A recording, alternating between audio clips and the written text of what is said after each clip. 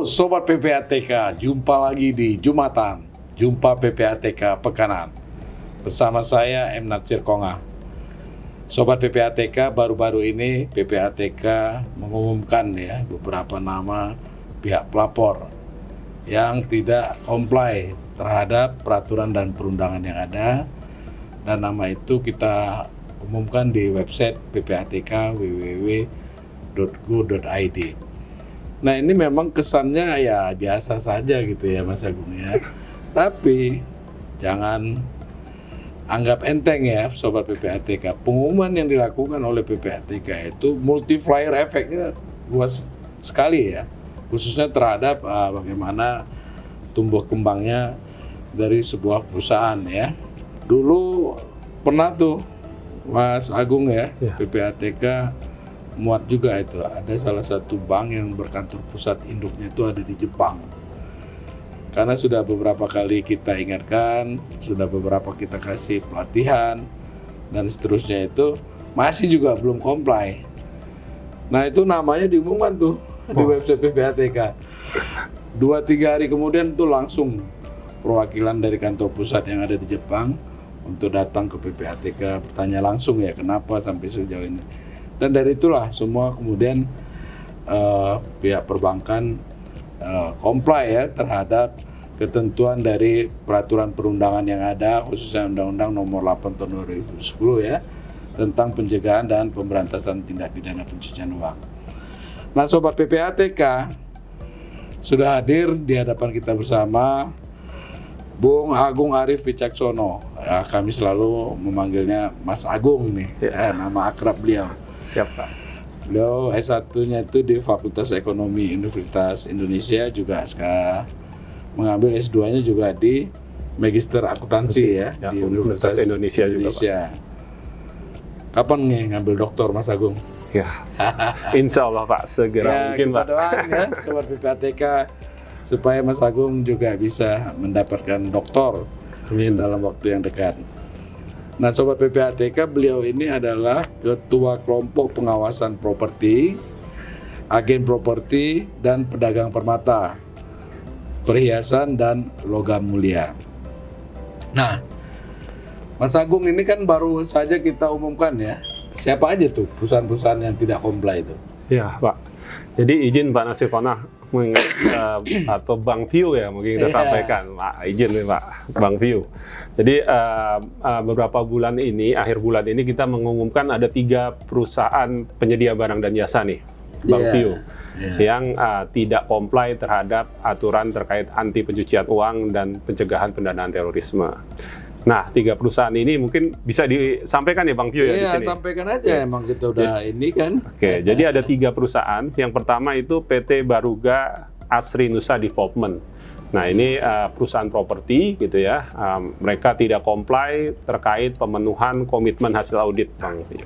Oh, jadi diaudit dulu. Sudah diaudit, ada komitmen yang harus dipenuhi, tetapi perusahaan Baruga ini tidak memenuhi komitmennya. Seperti itu Bang View. Kemudian juga sama dengan juga yang kedua adalah Remaja Jaya Mobilindo. Nah ini juga sama kasusnya, sudah diaudit, kemudian tidak memenuhi komitmen hasil audit. Bergerak di bidang apa nih? Ini kendaraan bermotor nih Bang View. Tadi dealer kendaraan bermotor. Mobil apa motor? Mobil nih Bang View. Mobil, kebanyakan mobil. Ya, jadi kendaraan bermotor ini mobil maksudnya ya. Iya. Kemudian satu lagi PT Mitra Sindo Sukses. Nah ini Mitra Sindo Sukses ini properti Pak Bang View.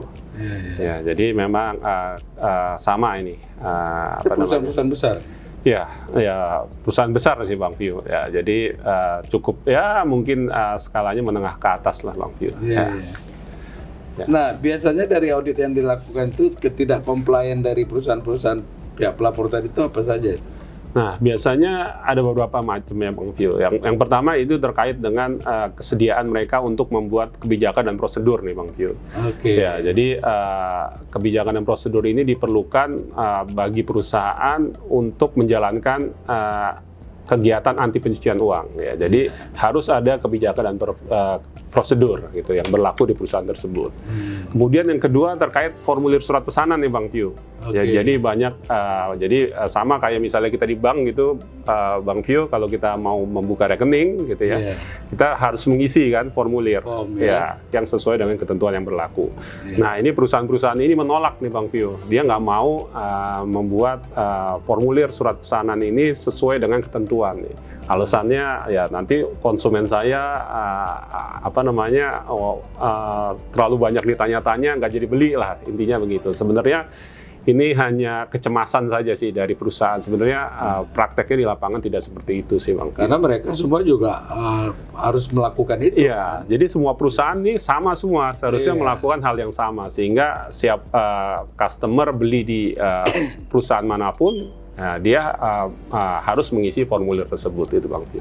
Nah, Sobat PPATK ya, sebagaimana kita ketahui bahwa Undang-Undang Nomor 8 Tahun 2010 tentang pencegahan dan pemberantasan tindak pidana pencucian uang itu mewajibkan pihak pelapor. Pihak pelapor itu adalah bank ya, penyedia jasa keuangan ya, penyedia jasa keuangan yang antara lain adalah bank, perusahaan insurans, pasar modal, money remittance dan lain-lain. Dan juga pihak pelapor itu adalah penyedia barang dan jasa ya. Iya. Penyedia barang dan jasa itu seperti tadi, properti, agen properti, kemudian kendaraan bermotor, pedagang permata, lalu apalagi itu? Barang seni dan antik. Barang seni dan antik. Satu lagi balai lelang, tapi balai pengawasannya lelang. di DJKN. Oh, DJKN ya.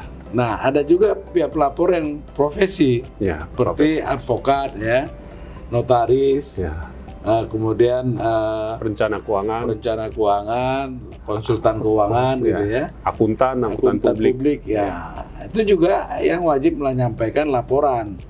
Nah, laporan disampaikan oleh penyedia jasa keuangan misalnya, itu pertama adalah laporan transaksi keuangan mencurigakan. Apa yang dimaksud dengan transaksi keuangan mencurigakan? Transaksi di luar dari profil nasabah, ya kan? Nah, jadi ketika misalnya gaji saya 50 juta gitu ya, tiba-tiba saya dapat aliran dana 10 miliar, itu di luar dari profil saya. Bank itu menyampaikan laporan transaksi keuangan mencurigakan kepada PPATK ya. Lalu PPATK lah analisis, kalau tidak ada indikasi tindak pidana pencuciannya nggak ada masalah ya. Tapi ternyata dari 10 miliar tadi itu dialiri oleh bandar narkoba misalnya. Nah, itu ada indikasi uang yang dialirkan tadi itu berasal dari tindak pidana peredaran narkoba misalnya ya. Seperti itu.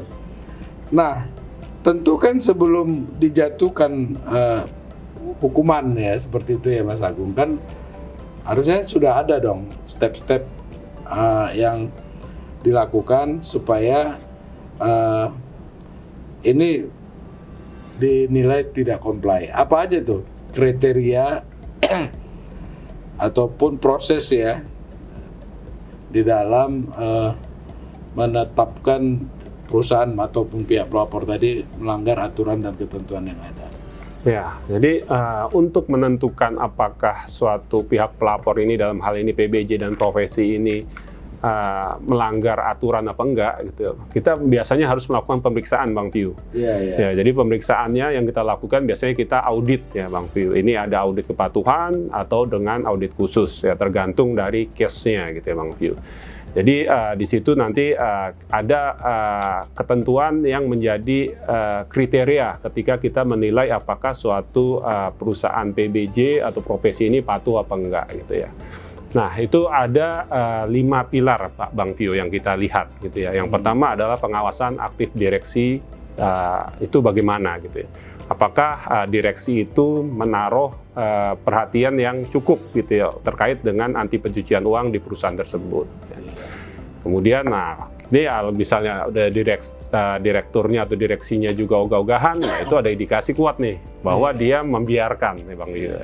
Kemudian juga ada namanya kebijakan dan prosedur ya yang kita nilai. Ada nggak di perusahaan itu ada kebijakan prosedur nggak? Nah, Kalau nggak ada, nah berarti dia memang sengaja gitu. Dia sengaja tidak membuat kebijakan prosedur tersebut sehingga dia tidak menjalankan kewajibannya, yaitu menerapkan prinsip mengenai pengguna jasa dan kewajiban pelaporan. Kemudian juga yang ketiga kita lihat ada nggak pengendalian internalnya, Bang Pio? Ada nggak audit internalnya yang memeriksa gitu ya, Bang Pio, terkait dengan kewajiban tersebut.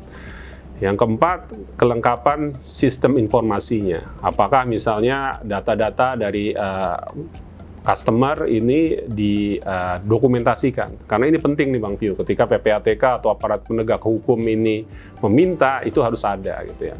Nah, kalau tidak, ada beberapa gitu ya perusahaan yang memang sengaja atau tidak menyimpan atau menghilangkan. Nah, ini juga bisa jadi indikasi nih Bang Pio, terkait dengan upaya membantu dalam pencucian uang. Dan yang kelima, terakhir adalah kesiapan sumber daya nih, sumber daya manusia dan pelatihannya mumpuni nggak di perusahaan tersebut gitu. Jadi dari kelima faktor tersebut kita bisa nih menentukan ini sengaja apa enggak gitu ya Bang Pio. Jadi ada 5 pilar tadi. Iya.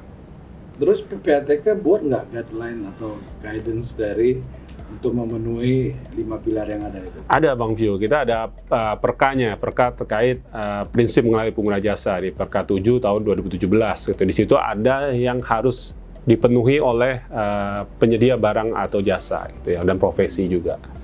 Seperti itu Bang Pio.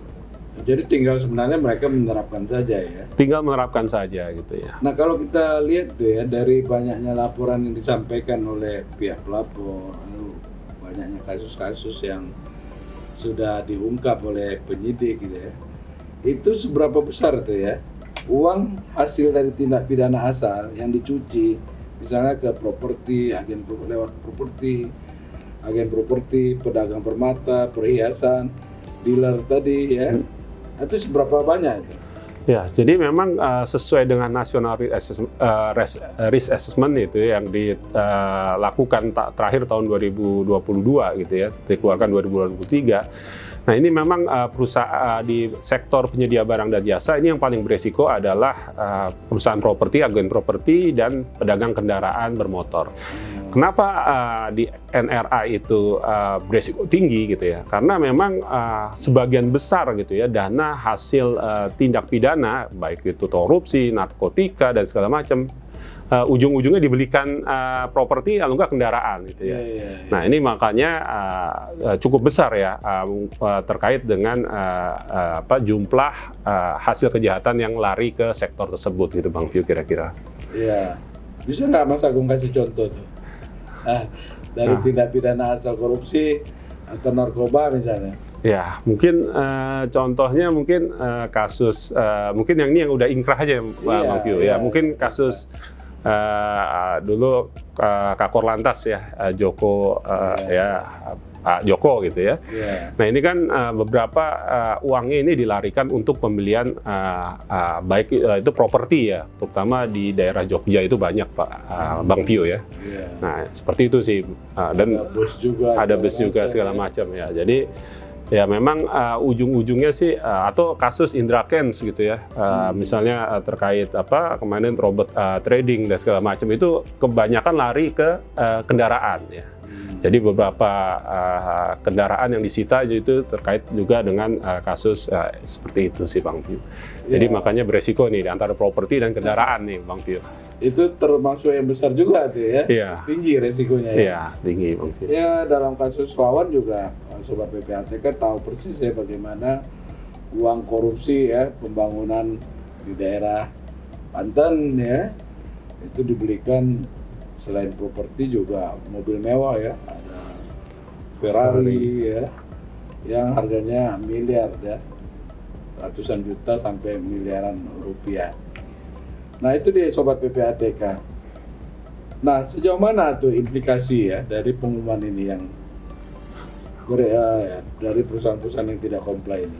Ya, memang pengumuman ini pasti akan ada efeknya ya. Jadi ketika PPATK menyatakan bahwa perusahaan tersebut tidak patuh gitu ya, dan diumumkan di publik gitu ya, Otomatis untuk memperkuat rezim pencucian uang, pihak pelapor lain seharusnya memperhatikan resiko tersebut ya. Jadi ketika misalnya katakanlah tadi PT Baruga diumumkan bahwa dia menjadi pihak pelapor yang tidak patuh, seharusnya pihak pelapor lain seperti misalnya bank gitu ya, asuransi yang menjalin hubungan usaha dengan PT tersebut seharusnya juga memperhatikan resiko TPPU-nya, Bang View. Jadi untuk memperkuat rezim ini seharusnya semua pihak pelapor itu bekerja sama untuk istilahnya dalam tanda kutip mengasingkan pihak pelapor yang memang tidak comply, sehingga rezim ini bisa jalan terus gitu ya, Bang View. Kira-kira Selain seperti itu. diumumkan ada juga nggak, misalnya perusahaan itu tidak bisa lagi beroperasi. Ya. Itu sejauh mana tuh tingkat yang bisa diberikan lah ya, reward atau punishment yang bisa diberikan kepada pihak pelapor tadi. Ya. Jadi izin Bang View. Jadi PPATK pernah nih mengeluarkan rekomendasi pencabutan izin usaha ya. Salah satunya di Kota Medan gitu ya, developer juga nih Bang View. Jadi kita sudah sampaikan surat ya kepada pemerintah provinsi di sana untuk mencabut izin usaha tersebut gitu Bang View. Ya. Jadi selain diumumkan kepada publik, juga bisa direkomendasikan untuk dicabut izin usahanya Bang View. Jadi cukup berat juga ya Mas Agung ya kalau misalnya tidak comply ya.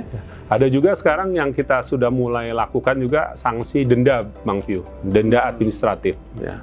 Jadi kita sudah terapkan ke beberapa perusahaan gitu yang sudah kita sampaikan surat teguran tertulis gitu, tapi mereka tidak merubah pelaporannya. Artinya pelaporannya itu tidak berubah untuk menjadi lebih baik gitu. Jadi kita sanksi dengan denda administratif. Berapa besar itu dendanya? Kalau tidak menyampaikan laporannya? Iya, kalau tidak menyampaikan laporan, jadi misalnya kalau dia telat gitu atau tidak menyampaikan laporan, biasanya kita sampaikan surat teguran dulu nih, Bang View pertama, gitu ya. Teguran Ya, untuk mengimbau agar kedepannya jangan sampai telat lagi, gitu ya, Bang View. Kemudian yang kedua seperti itu juga, ya. Kemudian yang ketiga, kalau masih telat lagi, kita akan kenakan sanksi denda administratif. Itu jumlahnya dinilai dari apa itu? Ya, dinilai dari berapa jumlah keterlambatannya dan hari keterlambatannya, gitu Bang View. Nilainya? Ya, jadi untuk per laporan per hari itu 25.000 Bang View. 25.000 ya, tetapi maksimal untuk satu laporan itu 1 juta. Oh, jadi berkisar antara 25.000 sama 1 juta. Dan maksimal setahun itu 100 juta Bang View. Peanut dong, kecil. Ya, ini memang ini baru kita cobakan dulu lah Bang View. Nanti ke depannya kalau misalnya masih ini lagi, kita mungkin bisa naikkan nilainya gitu ya. Jadi memang ini karena PBJ ini kan dan profesi ini kan sebenarnya termasuk pihak pelapor yang baru nih Bang View ya. Jadi untuk profesi ini efektif mungkin ketentuan ini 2015 gitu ya, tapi mungkin baru berjalan itu kira-kira 2017 ke sini ya. Nah ini ya saya Sobat PPATK ya, pernah beberapa tahun yang lalu terjadi penalti juga yang dilakukan oleh Vincent, PPATK-nya Amerika terhadap Rich Bank. Nah Rich Bank ini itu salah satu bank besar ya di Amerika dengan perputaran uang yang nilainya ratusan triliun, bahkan ribuan triliun ya kalau dirupiahkan ya. Nah jadi Vincent memberikan penalti denda sekian puluh juta US dollar terhadap Rich Bank. Tapi apa yang terjadi Sobat PPATK? Puluhan juta dolar denda yang diberikan ke Rich Bank itu buat bank yang akumulasi modalnya begitu besar itu kecil sekali. Tapi apa yang terjadi? Karena diberikan hukuman oleh otoritas, maka tingkat kepercayaan masyarakat terhadap bank itu menurun. Tadi yang seperti Mas Agung sampaikan, sehingga juga kepercayaan tadi menurun, lalu juga ada resiko reputasi, resiko hukum dan lain-lain. Akhirnya bank ini di take over oleh bank lain, dan sampai sekarang itu bank yang ratusan tahun berdiri namanya udah hilang di muka bumi ya. Tidak ada lagi Rich Bank kalau kita ke Amerika. Nah itu sobat PPATK. Jadi memang mungkin ya dari sisi denda kecil ya, tapi dari sisi reputasi itu luar biasa ya. Nah supaya mereka comply ya, tips apa nih yang Mas Agung bisa berikan ke teman-teman pihak pelapor agar mereka menjalankan kewajiban itu dengan enteng gitu ya, mereka nggak terkena oleh denda, penalti ataupun ya sampai dicabut izin usahanya gitu. Oke. Baik Bang View, jadi menurut saya sih pihak pelapor ini nggak usah terlalu khawatir gitu ya. Ini kita anak sekarang ngomongnya overthinking gitu ya Bang View ya. Jadi wah nanti kalau saya menerapkan prinsip mengenai pengguna jasa nanti customer saya lari gitu ya. Tetapi ini kan yang kita ingin bentuk adalah rezim nih Bang View ya. Jadi rezim itu artinya semua pihak pelapor melakukan hal yang sama gitu ya. Jadi ketika semua pihak pelapor ini melakukan hal yang sama gitu ya. Misalnya katakanlah saya nih beli properti gitu ya di suatu perusahaan.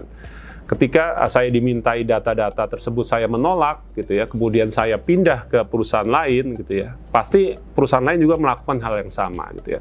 Jadi menurut saya sih perusahaan atau pihak pelapor ini menjalankan sajalah kewajibannya gitu ya, dan nggak usah overthinking yang terlalu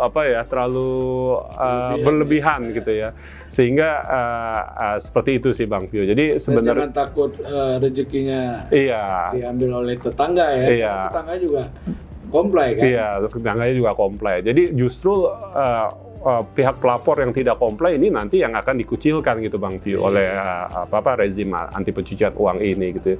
Jadi sebenarnya kewajiban dari penyedia barang dan jasa dan profesi ini cukup sederhana sih Bang View. Jadi kita hanya melakukan prinsip pengenali pengguna jasa gitu ya. Kita meminta identitas dari pengguna jasa gitu ya. Dan itu udah umum sih, kalau di perbankan itu umum ya. Jadi kita ingin menerapkan ini umum juga di penyedia barang dan jasa dan profesi juga gitu ya.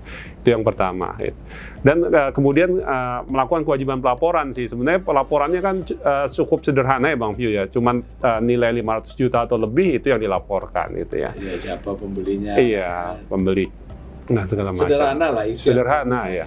Jadi sebenarnya menurut saya sih mudah gitu ya untuk comply gitu ya. Tinggal kesadaran aja. Juga susah gitu ya. Dan jangan juga di apa namanya itu ya, karena mudah lalu kemudian dianggap menjadi remeh gitu ya. Nah, itu yang akan berakibat luar biasa ya buat para pihak pelapor. Ya, jadi izin Bang View, mungkin dengan pihak pelapor ini melakukan kewajiban pelaporannya, ini dilindungi nih undang-undang ya, sesuai dengan pasal 5 ayat 2 nih Bang View. Jadi kalau di pasal 5 ayat 1 ini pihak pelapor ini bisa dikenakan sebagai pelaku tindak pidana pencucian uang pasif nih Bang View. Karena dia menerima pembayaran dari misalnya properti atau kendaraan yang mungkin saja uangnya berasal dari hasil tindak pidana atau kejahatan. Tetapi apabila pihak pelapor ini melakukan kewajiban pelaporan, maka dikecualikan nih, dia tidak bisa dituntut sebagai pelaku tindak pidana pencucian uang pasif ya di ayat 2-nya. Kayak dia comply gitu ya. Jadi menurut saya sih sebaiknya ini pihak pelapor ini patuh sehingga dia bisa terlindungi dari pelaku tindak pidana pencucian uang pasif ini gitu Bang. Nah, sekarang kalau misalnya pihak pelapor tadi mau belajar, mau menjalankan kewajiban segala macam. Sementara kalau kita langsung itu kan jangkauannya mungkin agak sulit gitu ya.